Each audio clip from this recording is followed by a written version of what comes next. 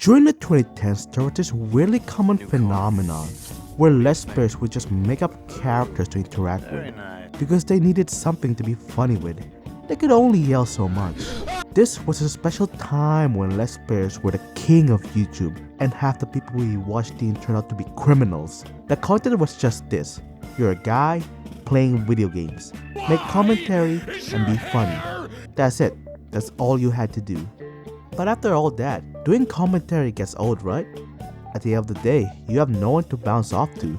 So you're just there talking to yourself while playing a game. So what do? Well, you go crazy of course and just start talking to inanimate objects. Of course there was PewDiePie, back before he was Twitter's #1 enemy. When he was playing Amnesia, he started talking to a statue named Stefano. Come on. This way, Pewdie. I can feel it. But I don't care about Stefano. Who I really care about are the barrels. Ah, crap! Barrel, you blew my cover, you stupid traitor. Yes, barrels. Anytime there was a barrels in a video game, he would talk about them as if they were his nemesis. You... I knew it! This was what made PewDiePie popular. It wasn't crazy challenges or saying the N-word. It was the fact that he was talking to barrels. They weren't just props, they were the enemy to the bro army. Wow, that really takes me back. I like the barrels. They were fun little enemies, and they weren't overused. I mean, they were better enemies than fucking Darkiplier. Oh yeah, Markiplier. Markiplier had all sorts of lore and jokes back then. There was the "Where's the blacksmith?" bit, and the "Shut up, nurse!" bit. Markiplier was ahead of the curve. He's always been a storyteller. But of course, no one could ever forget about his companion, Tiny Box Tim. Tiny Box Tim was just iconic. I mean, he was just this adorable box that was helpful to Mark. What was there not to love? He was a little guy, an adorable little guy.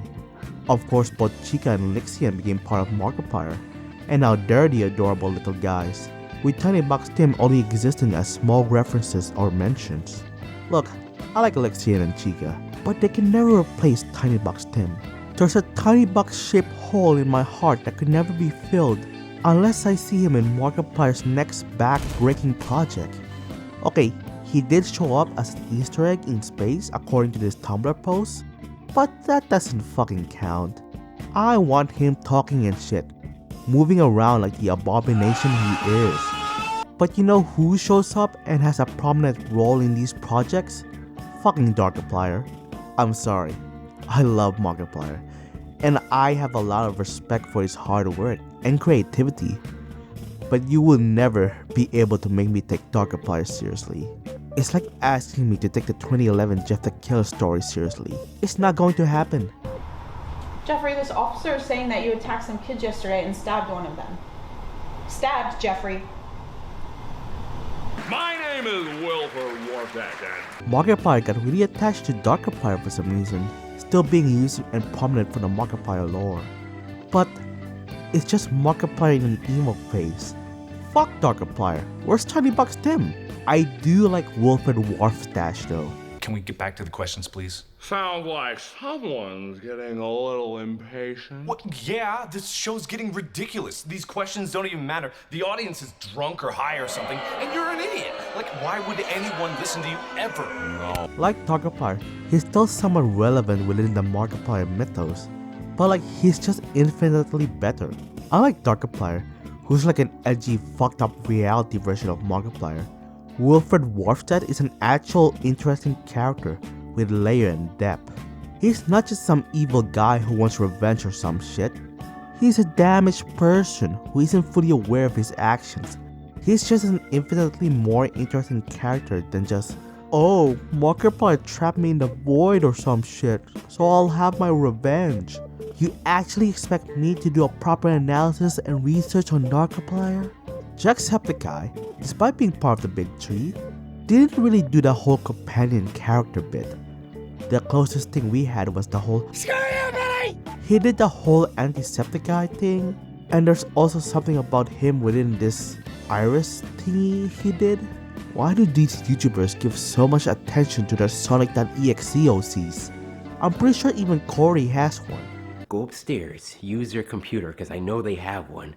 Watch some scary videos until they get home, and then I can slaughter them. However, take a look. You think that's just simple branding? No bro, that's fucking Sam. So Sam was apparently created because Sean was inspired by an eye infection he had when he was a kid. Okay, apparently Sam is also gender neutral? Gosh dang, Jack was fucking woke as shit back then. What? Is this some kind of gay thing? Besides a few cameos from some of the games, Sam wasn't like a character Jack would interact with. They were more like a mascot really. Unless of course, if you count the times when Jack would name characters in the game Sam. I don't, so fuck you. But here's the thing, after all these years, Sam is still part of the branding. The gears from Ethan Nestor have long vanished, but the disgusting living eye infection is still here. So yeah, technically, they won over both Tim and Stefano. The little fucker outlived them all. So those are some of the forgotten YouTube companions. Of course, there's so much more companions I haven't talked about, like the Minecraft YouTubers and their whole gang. And of course, many commenters and reviewers that had all sorts of characters and lore.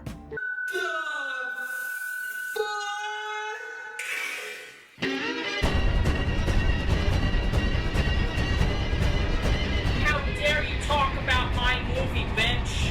But I think that's enough for now.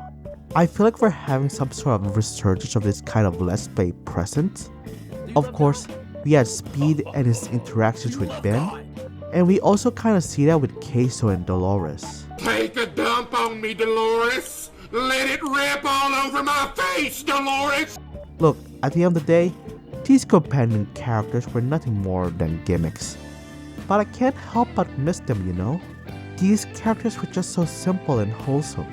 You can't help but love them. So, what I'm trying to say is, your body is 80% water, and daddy's thirsty.